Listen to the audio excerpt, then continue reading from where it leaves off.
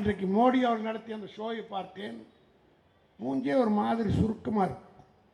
இங்கே தம்பி வெற்றியழகனிடத்தில் நான் டெல்லியிலிருந்து ஒரு பத்திரிகையாளர் எனக்கு அனுப்பிய அந்த செய்தியை காட்டினேன். ஹரியானாவில் என்ன நிலைமை, உத்தரப்பிரதேசத்தில் என்ன நிலைமை, பீகாரில் என்ன நிலைமை, குஜராத்தில் என்ன நிலைமை என்று ஏறத்தாழ சென்ற முறை மோடிக்கு எங்கெல்லாம் வாக்கு விழுந்து வெற்றி பெற்றார்களோ அங்கெல்லாம் மைனஸ் ஆகி கொண்டு வருகிற காட்சியை நான் மட்டுமல்ல எல்லா டிவியும் இன்றைக்கு சொல்லிக் கொடுக்கிறேன். அதனால்தான் மோடி மிகுந்த தலை தூங்கிக் கொண்டே தான் வருகிறார். ஆனால் எவ்வளோ பெரிய அயோக்கியத்தனம் இன்றைக்கு நடந்து கொண்டிருக்கிறது. நம்முடைய சட்டமன்ற உறுப்பினர் மாண்புமிகு அமைச்சர் சேகர்பாபு அவருடைய சட்டமன்ற அலுவலகம் இருக்கிறது. அது ஒரு ராசியான அலுவலகம். அதனுடைய கதைக்கு நான் பின்னால் வருகிறேன். ஆனால் தேர்தல் அறிவிக்கப்பட்ட பிறகு அவர் உள்ளே செல்லக்கூடாது, சீல் வச்சுட்டான். இங்கே மேயராக இருக்கக்கூடிய அருமை சகோதரி பிரியா மேயருடைய காரை பயன்படுத்தக்கூடாது, அவருடைய அலுவலகத்துக்கு போகக்கூடாது, முதலமைச்சர் கோட்டைக்கு போகக்கூடாது, அமைச்சர்கள் போகக்கூடாது. ஆனால் மோடி மட்டும் இன்றைக்கு ராஜ்பவனத்தில் தங்குகிறாரே, எப்படி தேர்தல் ஆணையம் அவருக்கு வேடிக்கை பார்த்து கொண்டிருக்கிறது என்ற கேள்விக்கு தயவு செய்து பத்திரிகையாளர் வந்திருந்தார். இந்த கேள்விக்கு மரியாதையாக அரசு தேர்தல் ஆணையம் பதில் சொல்லியாக வேண்டும். இல்லை என்று சொன்னால் அதற்காக நான் நீதிமன்றம் செல்ல வேண்டியிருக்கும். ராஜ்பவனில் இன்றைக்கு இரவு பூரா தங்குகிறார்.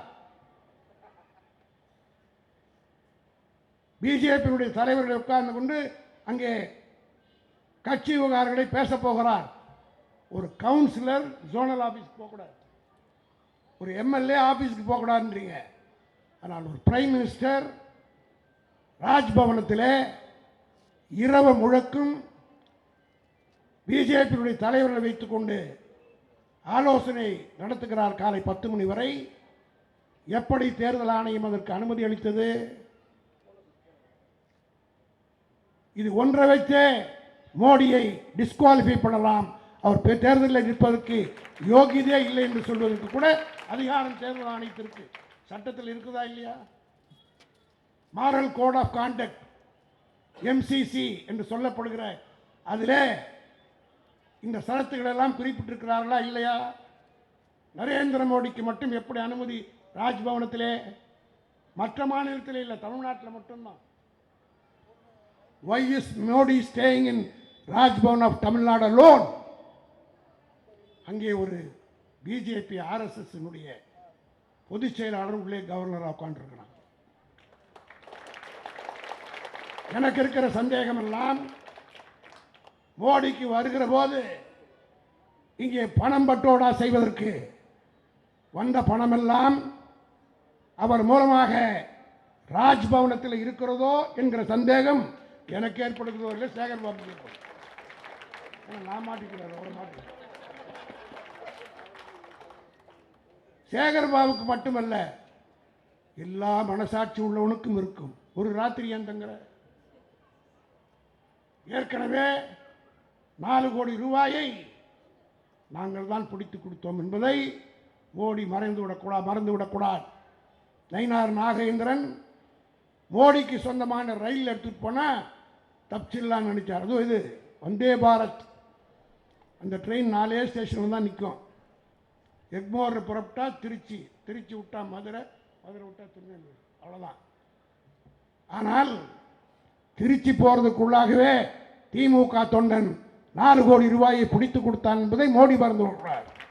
திமுகவில் இருக்கிற தொண்டன் இன்டெலிஜென்ஸுக்கும் ஐபிக்கும் விட மிகவும் திறமையாக தைரியமாக போய் கண்டுபிடிச்சு கொடுக்கிற தைரியம் எனக்கு முன்னால் பேசிய கரூர் முரளி சொன்னதைப் போல திமுக தொண்டனை தவிர, திமுகவில் கூட்டணியில் இருக்கிற தொண்டர்களை தவிர வேறு யாருக்கும் கிடையாது என்பதை நான் துணிச்சலாகவே சொல்வேன்.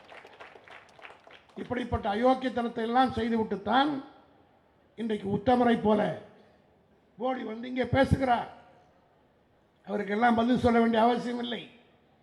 எனக்கு முன்னால் பேசிய முரளி குறிப்பிட்டதைப் போல இப்போ முரளி நம்முடைய மோடி இங்கே வருவதற்கே காரணம் அவங்க கட்சியை டெபாசிட் வாங்கி வைக்கணும், அவ்வளோதான். காரணம் என்னவென்று கேட்டால் இந்தியா பூராவிலும் ஒரு தோற்கப் போகிறார்கள். தமிழ்நாட்டிலே எதுவாவது தேருமா என்று நினைக்கின்றார்கள். ஆனால் ஒன்றை மட்டும் சொல்கிறேன், தமிழ்நாட்டிலே 40 தொகுதிகளில் நேற்றைக்கு முன்தினம் ஒரு கருத்து கணிப்பு வந்திருக்கிறது. அந்த 40 தொகுதிகளில் ஏறத்தாழ 18 தொகுதிகளில் 2 லட்சம் வாக்குகளுக்கு மேல் அதிகமாக பெறுகிற தொகுதிகள் 18, அதாவது அபவுட் 2 lakhs. அந்த 18 தொகுதிகளில் ஒன்றுதான் மத்திய சென்னை என்பதை நான் பெருமையோடு தெரிவித்துக் கொள்ள வேண்டும்.